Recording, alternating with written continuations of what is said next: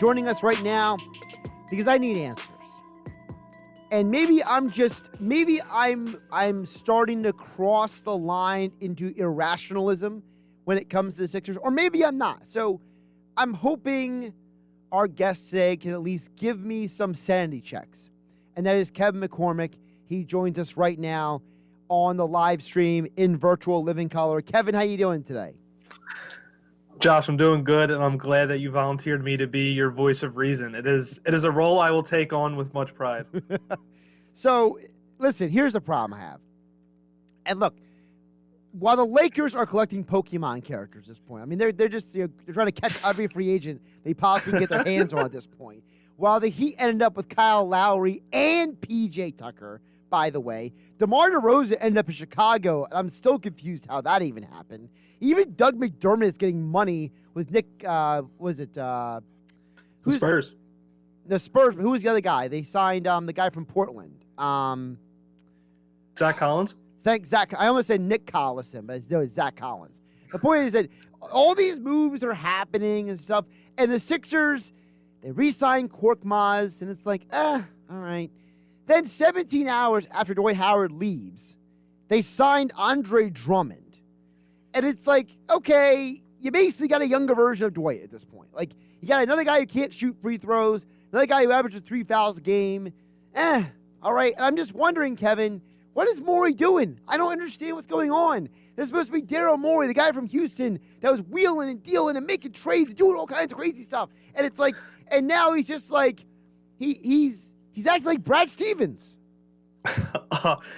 First off, that was an unnecessary jab at Brad Stevens. He just started his GM tenure. Give him some time. But I will say it has been a very uncharacteristic week from Daryl Morey, just from every sense. Even going back to draft night, Daryl Morey in Houston built this reputation of trading away first-round picks and not really taking on draft talent. And then, again, for the second year in a row, walked away with 3 draft prospects. And then, like you said, free agency hits on Monday night at 6 o'clock. All these deals are coming in a flood and a frenzy. You have Miami stacking up, Brooklyn, LA. And so far, all we've really seen from the Sixers is the Korkmaz re-signing, which I thought was rather shocking. He was a guy that I figured was going to get paid a little more money from a different team and probably wasn't going to come back to the Sixers. George Hill was waived, which clears up a little bit of cap space. But even in that was kind of a head scratcher for me. And then the Drummond thing, I'm indifferent about it. I agree that it can be looked at as the younger version of Dwight, like you just said, but I could see it being a very, solid value signing for Joel Embiid's backup for the second year in a row. And it's also like we've hit this bizarro reality where after all their years of beef on the court and trolling on social media, Andre Drummond and Joel Embiid are now teammates. Yeah, I put that on the website, my article today, Kevin. I posted a video of him saying I feel like I own real estate. It said you got to mention that. It's part of the history of the two players. But absolutely. But the problem with Drummond I have is he's a worse free throw shooter than Dwight. Neither one of them shoot from the outside. They're both going to commit fouls. So it's like, all right, you get another guy who can be neutralized by a team with some stretch big men. You know what I mean? Like, that was happening to Dwight in the playoffs. People forget that the reason why Dwight became ineffective was because you had teams like the Wizards and the Hawks that basically just took him out of his element. He could no longer be the guy in the paint to defend the rim and get the rebounds. He had to chase people around. He had to go out to the perimeter.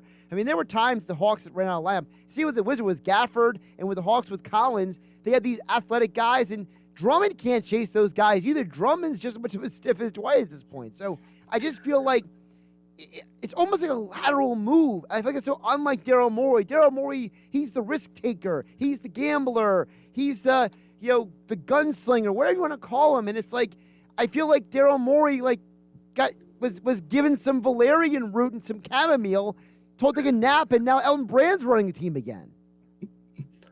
I agree. The Drummond signing definitely is a lateral move. And in terms of the similarities with Dwight, Drummond still has, a little more left in the tank, 27 years old. I think he'll be a more suitable defender on the outside than Dwight might have been. I think that's something that plays a part in that. Still average over a steal a game, still average over a block per game. And at the end of the day, when looking at these deals like this, whether it be the Dwight Howard experience last year or preparing for whatever Andre Drummond's going to bring next season, when you bring them in on a veteran minimum deal, it's kind of that catch-22 of if they outplay the contract, great. It's another great pickup by Daryl Morey and, kind of winning in the margins like teams should do when they have limited cap space to work with. And then if it doesn't work, you only sign them to a minimum contract. So I feel like, the Drummond thing could go either way. And with Daryl Morey in general, it really feels like he's waiting for something else, and that something else is likely Damian Lillard. That's why he hasn't really pushed all in yet. That still feels like it's at the top of the priority list, waiting for the Olympics to finish up, for Lillard to come back to Portland, figure out that whole situation, and then the dominoes will fall from there. All right. I was going to go there, but before I go there, I got to mention Kevin McCormick joining us, Sixers writer, 97.3 ESPN.com, and Sports Illustrated joining us here on Game Night on 97.3 ESPN. All right, look. Kevin, I like you. So I'm not going to come that crazy hard on you, all right? But I'm tired of the Damian Lillard thing. Until I hear him or Chris Haynes, who's apparently his media spokesman, come out and say, Damian Lillard wants to be traded from Portland, I am not waiting on what if, okay? It's like the guy who goes out to the bar and he stares at the girl all night. He never talks to her. He constantly waits for her to give him a sign or a wink or a wave. And then maybe he'll go over and he's been lining up that pitch for 4 hours and he goes home alone. That's what the Damian Lillard thing is. You're waiting for something that may never happen. So I can't sit here and rely on Damian Lillard maybe or maybe not coming, because guess what? While you're waiting for Damian Lillard, you could have had a chance at Kyle Lowry. You could have had a chance at other players, and you're missing out on them because you're waiting around for what might never come. First off, you're killing it with the analogies. That was well thought out and played through. So bravo to you for that one. And with the Lowry thing, based on the reports and the way things came out after he signed, it really feels like Miami was his destination all along. And the Sixers' real chance at getting Kyle Lowry was the trade deadline last year. Once that passed, it really feels like the Sixers kind of fell out of the Lowry sweepstakes. And with waiting around for Damian Lillard, I agree. There could hit a point where, the Sixers don't look great for waiting for Damian Lillard because it never comes about. He decides to stick it out with Portland for another year. But right now, he's the best viable option in terms of upgrading your chances of competing.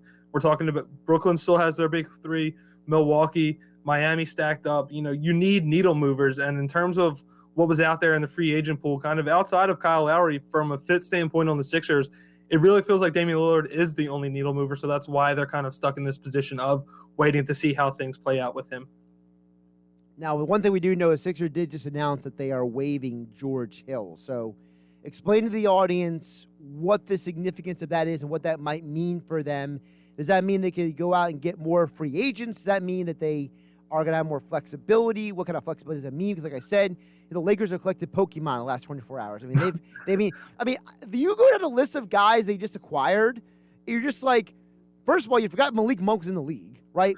Carmelo Anthony to LA has been rumored for since the day LeBron walked through the door, right? And Dwight Howard returned to the Lakers for a third time. I can't think of a player who played for a team 3 different times in their career. So, the Lakers are just in a weird situation because they had to put people around LeBron and Westbrook and Anthony Davis. So, the Lakers are a weird situation. But talk to me about what this means for the Sixers. Does this mean they're pursuing maybe somebody? It could. It does free up a little bit of cap space for them if they were to hold on to him. I believe today was the deadline to figure out what to do with him. His deal is only partially guaranteed for this season. So if he were to stay on the team past today, I believe he would have been owed $10.2 million. But now that they've decided to waive him, he's only due $1.2 million. So it gives them a little more flexibility. Maybe they have different free agent targets in mind, and that's why they decided to not hold on to George Hill. Now, the other news that came out today, Kevin, that I know a lot of Sixer fans are not going to be happy to hear, is that according to Ramona Shelburne of ESPN, the Sixers, if you basically translate what she said, was they're basically preparing for a reality where they're going to keep Ben Simmons. They're really not looking to get rid of him at this point in time. For a lot of Sixer fans, that is probably the worst news of the day. That's the only thing worse than that is like a family member dying at this point. So talk Sixer fans off the ledge right now. Explain to them why this may or may not be a bad thing. So, well, for starters, it means that Daryl Morey is not going to just take a deal and sell Ben Simmons for pennies on the dollar. If he comes back next season, it's because a right deal never came about. Now, some might argue that Daryl Morey has gone off the edge with his trade talks, but it also, from a leverage standpoint, it feels like GM talk, to be completely honest. There's been all this chatter recently from the draft of the relationship between Ben Simmons and the Sixers parting in a sense, and that, both sides were unwilling to come about, and Ben Simmons wants out of Philadelphia. And with that, it hurts his stock. And his stock already took a big enough hit during the postseason. So I think from a leverage standpoint, that could have been thrown out there. I'm not saying that it was kind of fake chatter thrown around, but it feels like that was a move played in the sense of trying to get some leverage back to the Sixers in these trade conversations.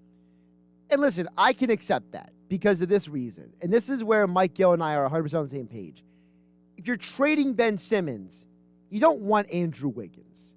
You don't want D'Angelo Russell, all right? You don't want a guy just because he happens to score more points than Ben Simmons. Like, for me at least, I disagree with some people. I would have been okay with maybe CJ McCollum and another player coming to Philly. I feel like there could have been a way you could have made that work. It would have made sense for the Sixers. But you don't want to trade a 3-time All-Star, a 2-time all-defensive first-team player for just somebody. So I understand that. And I do look around the league, and I realize that at the end of the day, the problem with Ben Simmons is not his scoring, per se. Because, by the way, I will never forget the Jazz game. The Jazz game when Embiid didn't play, where Ben Simmons looked at Rudy Gobert and basically gave him the bleep you eye look at one point after that one dunk. Like, Ben literally went out for 40-plus points because he wanted to. So we know Ben can score. That's never been the issue.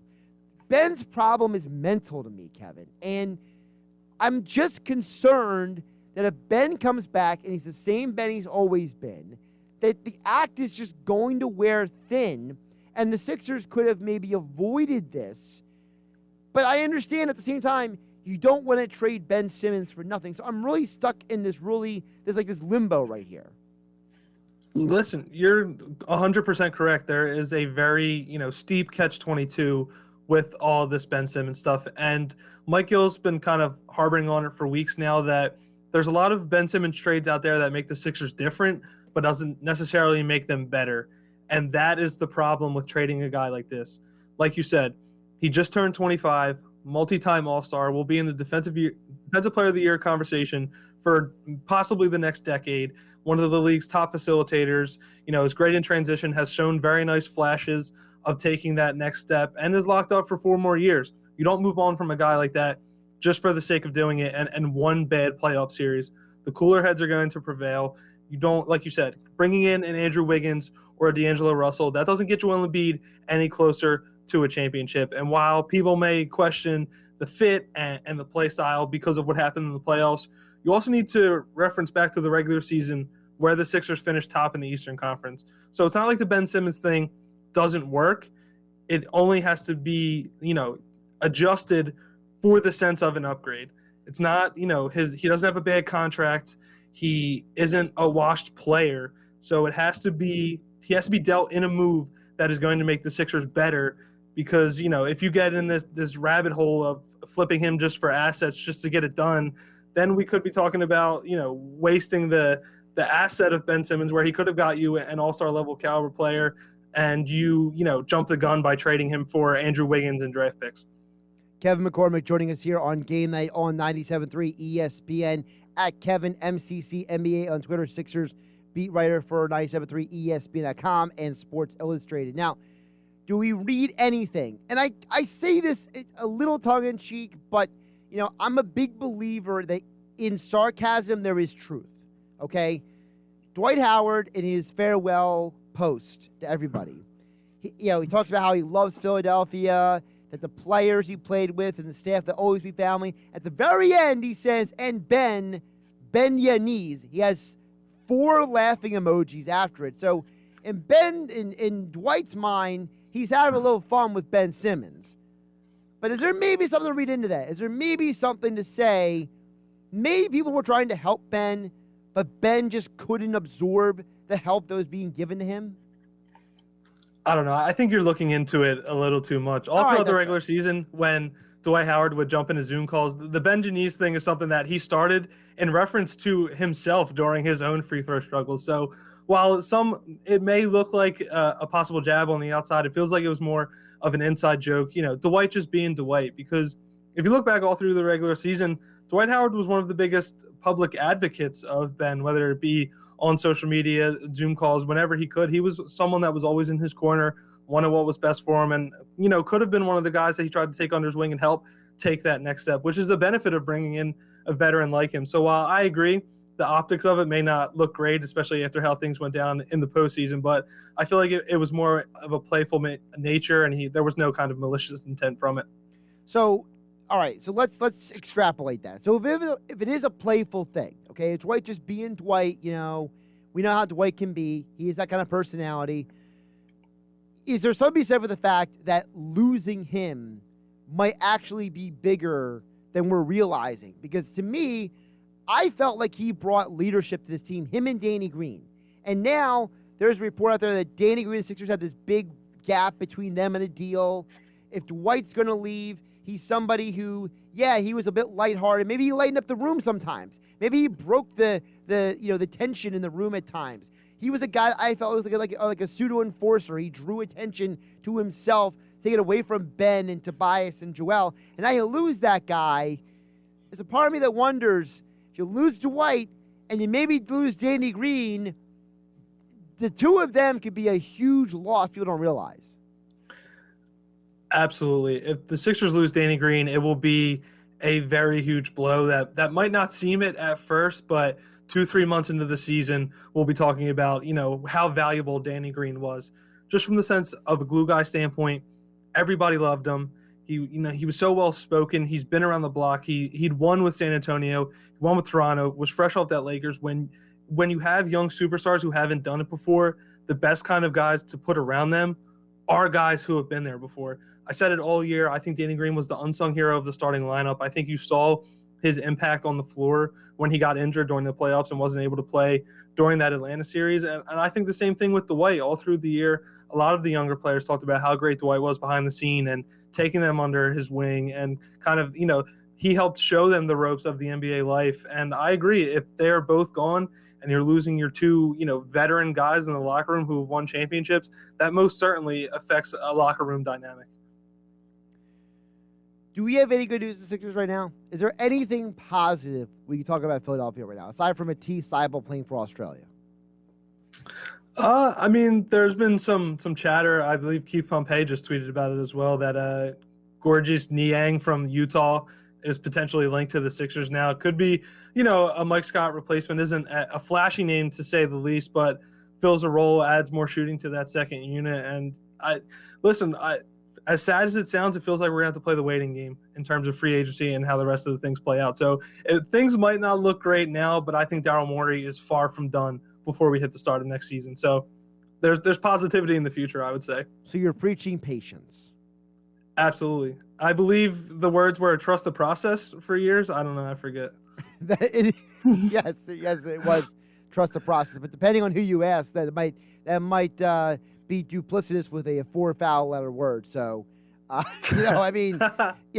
listen, I'm just saying, in a city where Eagles training camp is back and we're getting excited for Eagles and football. I mean, Kevin, this is the first week.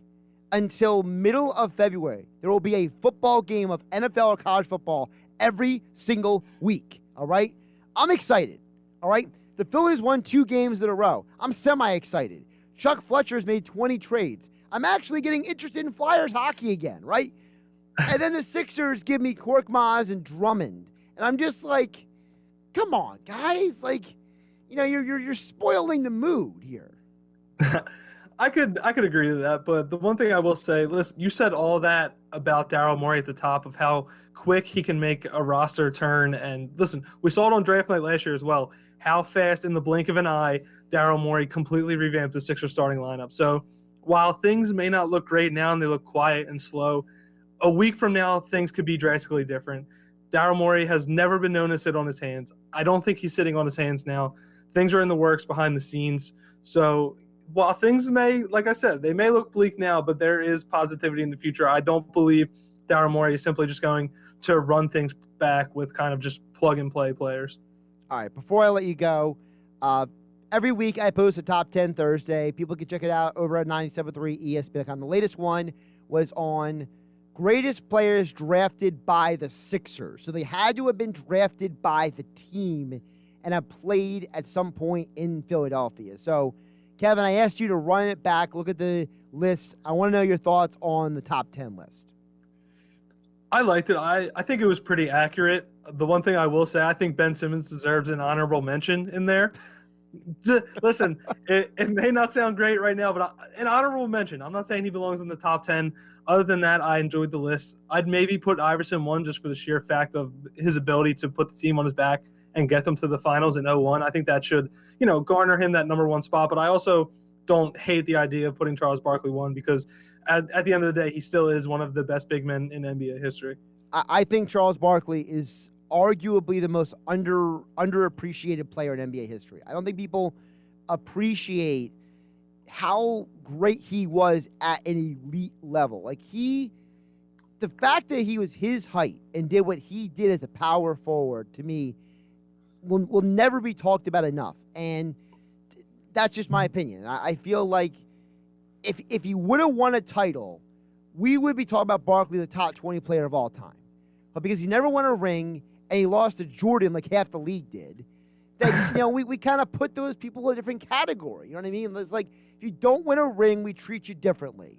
And it's with Iverson. If Iverson would have beat Shaq and Kobe if he would have gone 6-7 games with Shaq and Kobe, I think Iverson's career would be looking differently as well. So to me, it's hard for me to differentiate, except the only differentiation I have is that I just feel like Chuck was greater longer. You know what I mean? It's the 5 All-NBA first teams versus the 3 for Iverson. It's the fact that they both won MVP awards. They both were high first-round picks. They both led teams to the finals. But Chuck did things in his career that will probably never be done again, honestly. The only rebuttal I'd say to that is I feel like Iverson could garner that number 1 spot just because while his resume not be as deep as Charles, he did all that stuff here. So when you're talking about players drafted by the franchise and in terms of top 10 stuff, I feel like what they did for the franchise that drafted them should play a role as well. Yeah, I know. I got the same criticism for my Flyers list. People, because they put Peter Forsberg on the list for me. I said greatest player drafted, not greatest player just to wear a uniform. And Forsberg and Barkley did wear the uniform. So it's like I can't discount their careers. They're so Hall of Famers. But I understand where you're coming from. And listen, maybe when we come back next year and do another list and we'll run it back and we'll look at where Ben Simmons is in a year from now, maybe he can make the list then as an honorable mention. Listen, I feel like he deserves it now, but I will agree to that. All right, Kevin McCormick, Kevin MCC NBA on Twitter. Give him a follow for all your Sixers and NBA coverage. Check out his work over at 97.3 ESPN.com and over on SI. And he joined us here on the web stream. Kevin, I appreciate the conversation. Enjoy the rest of the week. And guess what? Sports. Yeah, sports. Listen, you need to cheer up, too. You sound all doom and gloom right now. You used the word misery before I came on. It's only Tuesday. You got to cheer up, Josh. Got to cheer up. Listen, man, it's just misery with the Sixers. I'm cool. I'm cool on the other 3 teams right now, all right? All right, well, hopefully Daryl Morey can change your emotions. Although I'm not thrilled that Hoskins is batting second tonight, so. I love every second of it. Hoskins needs to be like the 5 hitter to me. He needs to be the 5-6 hitter. I hope he homers tonight. He probably will. Kevin, he definitely will. Kevin, talk to you later. All right, talk to you later, Josh. Kevin McCormick joined us here on 97.3 ESPN.